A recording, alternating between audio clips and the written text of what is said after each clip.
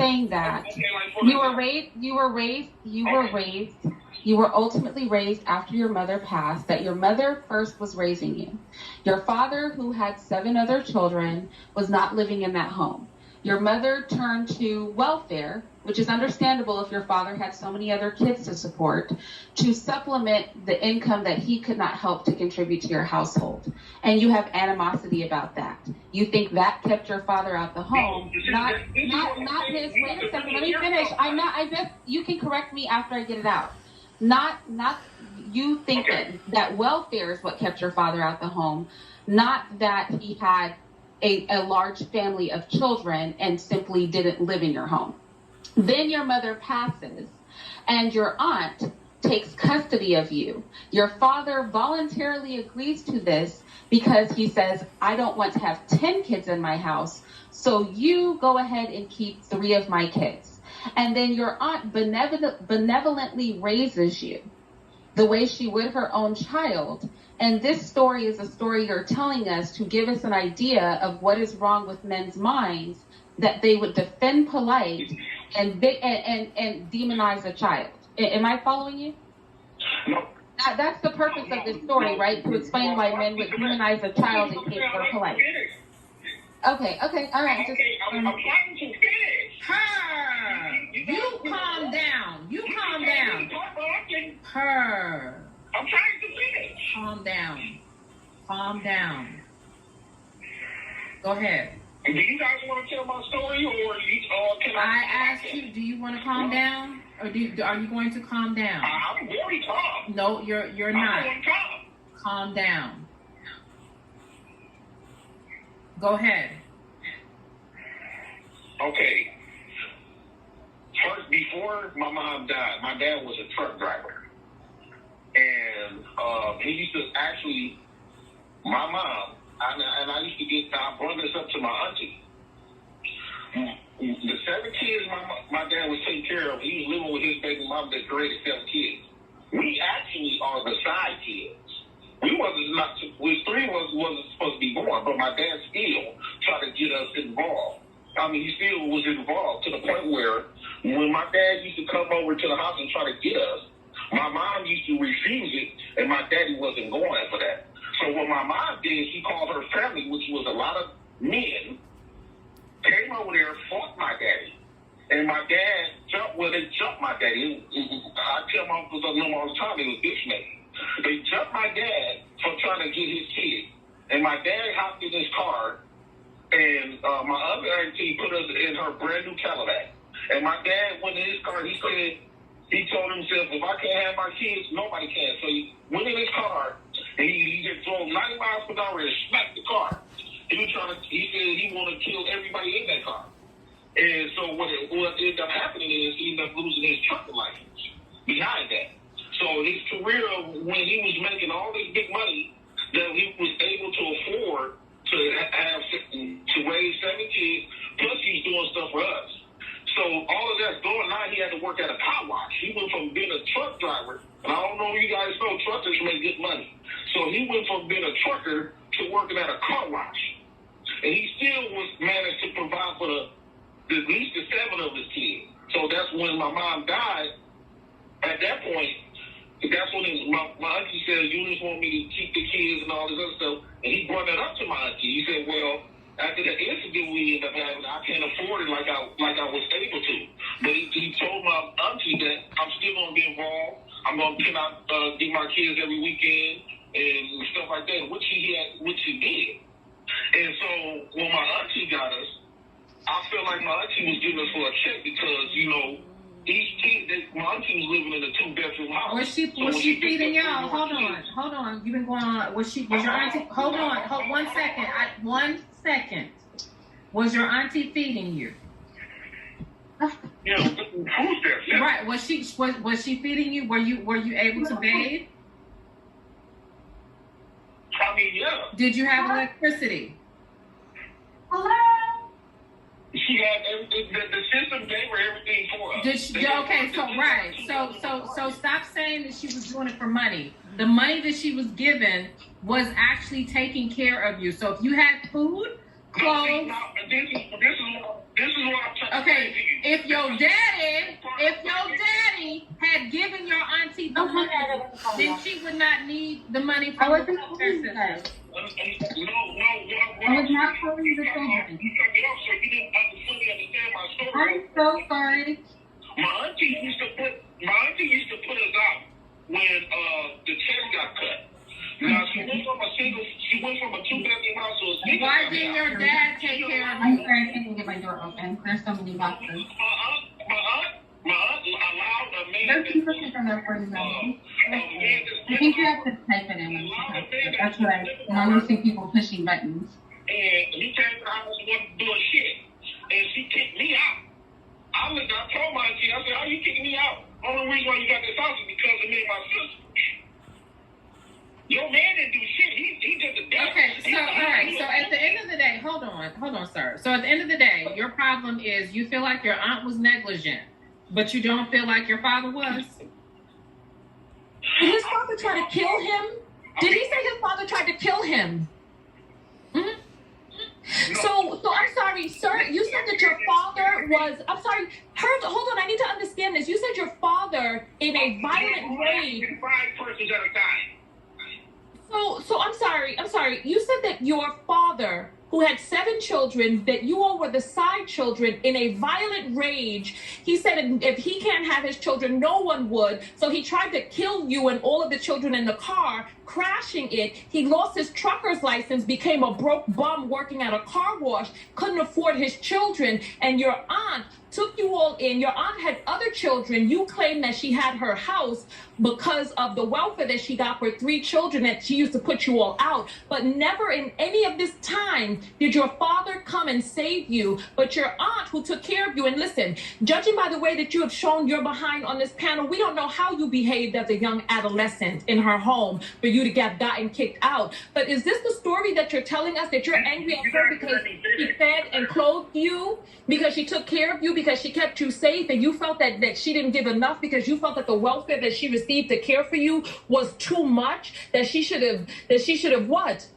What should she have done? Listen, your father would have had legal custody of you. Hang on, you guys gotta drive for a second. I gotta walk away.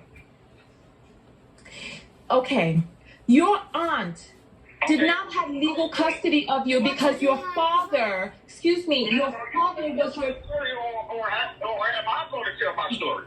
Listen, you told enough of your story. You're not up here on the panel. You're here to answer questions. You're not a host. You're answering questions. But I'm trying to get the audience and everybody to understand where everything is stemmed from. This not just mine. You already... Okay, can you stop talking just for a moment, please? Because you got to tell that story. I want to hear what she's going to say, and then... Wait, please, sir, just 1 second. Please. We all know you guys... Can we just back up to... Can we just don't know how to engage in dialogues. They don't know how to engage in dialogue. So it's either allow him to ramble on, or not. Okay, so sir, a dialogue involves two people talking. But you've been talking for a If long somebody's trying to have a conversation with you, a dialogue, then at some point another person has to talk over you. This is what I'm saying. Black men don't know how to have dialogue. That's why he keeps going on these long-winded tangents, and he doesn't want you to ask him any questions because they don't know how just to stop have speaking dialogue. for a moment, sir. Sir, please, if you could just stop speaking briefly, just 1 second. I just want to, and first of all, I'm sorry that sir, just please try. Just do your best to stop speaking for a second. And sorry, y'all, that I was unmuted. I was having a delivery. But I want to say this. Do you think it's possible that you may have an issue understanding yourself? So, for example, you said that your mother, that welfare took Black men out the home. And you know this for a fact because essentially, let me finish, please. Because essentially welfare took your father out the home. But then when you told us the story, you said your father was never in the home, that your father was in another woman's home and you and your family were the side family. So you presenting your personal situation with your mom and welfare checks to ensure that there were no men in your household, you presented that as evidence of welfare keeping men out the home. But then a few minutes later, you admit that your father was never in your home because you and your two siblings, the three of you, were his side babies, and he lived with his real family. And that is why, not welfare, but the fact that your father created a side family and chose to live with his 7 other children is the reason why you did not have a father in the home, not welfare. Welfare did not do that. But somehow in your mind, wait a second, sir. But somehow in your mind, you genuinely were passionate and sir, just no, wait a second, let me finish, sir. Calm down. You're not being a gentleman. Please stop. I'm just saying that somehow in your mind, you were very passionate about the welfare keeping fathers out the home thing and that your life proved it. But your life does not prove it. I think you have a distorted way of understanding facts. Factually, you've told us you had no father in the home because your father lived with another family and you were the side family. Yet somehow you blame women and welfare for you not having a father. Somehow you say black women don't support black men. Stop. Somehow you, sir, wait. Somehow you say black women don't support black men. But you had an aunt take responsibility not just for you, but for you and your 3 siblings with the blessing of your father. Let me finish. To do so literally your life is a product of a black woman taking care of not just you, but your father's responsibility. And yet somehow you equate all of these black women acting in your best interest and covering for your father, who was making babies all over the place, as a negative thing about black women. Does that even compute? Does that make sense to you? Are you seeing the flaw in your thinking, or no? Okay, can I answer you? Yeah, do you see the flaw in your thinking or not? He wasn't even listening to you, Irene. He was just waiting for you to shut up so that he could go on his ramble. I heard, because I know my own story. I heard everything. I just want to clarify something. Your father was a bum. He tried to kill you. You were a side baby. Before you start talking about my daddy, let's keep on Don't talk about my daddy. We're not talking about my dad. You fuck. But you were talking about your mother and aunt who cared and raised you. Do you want to talk about my father? Because my father was not a bum like yours. Your bum-ass father tried to kill you and then got a job at a car wash and he didn't take care of his responsibilities because the N-word had 10 children. Are you joking? You can't talk about my father because my father did not treat us like yours did to you. And then you have the nerve. You have the nerve to blame black women. You have the nerve to blame black women when black women saved you. Your aunt saved your life. She kept a murderer away from you. Your father tried to kill you, son, and you wonder why people didn't want to give him custody of you. She saved your life. Thanks. Well, you want to put in a position that black men get put in.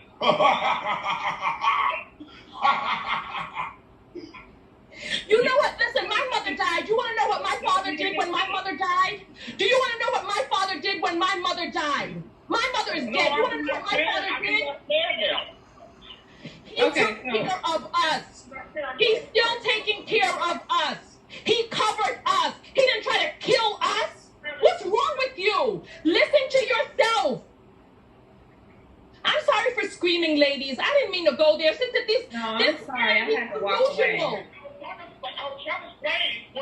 This is the reprobate mind that I said that they have, and I think you should. I honestly think, obviously, he's on the Tyrone spectrum. He doesn't know how to engage in a back and forth dialogue. I think we should have let him ramble on and then went to the next caller and then talked about how reprobate his mind is, because clearly he does not know how to engage in a dialogue. He's demonstrating that he doesn't know how to. And I think we need to start understanding the cognitive limitations that a lot of black men have. He's very emotional. He can't contain himself. He can barely articulate himself, and he doesn't understand that a dialogue is between two people discussing something, not one person rambling on and then getting emotional. He doesn't know how to do what we're trying to get him to do. This is not his cognitive ability. He's limited. He doesn't know how to. But this is their mindset. This is what they really believe. They really believe that black women are the equivalent of white men who lynched them, castrated them, tarred and feathered them, and done all of these atrocities to them, had them on a plantation for 500 years. He thinks that black women are the equivalent for taking welfare in the absence of his derelict father. This is what they believe. This is the type of man that will be 1,000 deep in a chat of a man that's spewing this rhetoric, despite the fact that his own story is the opposite. His own story is the tale of black woman after black woman, not just caring and loving him, but covering for his father, saying, I will carry the burden of your father's decisions. They protected his father. They protected him.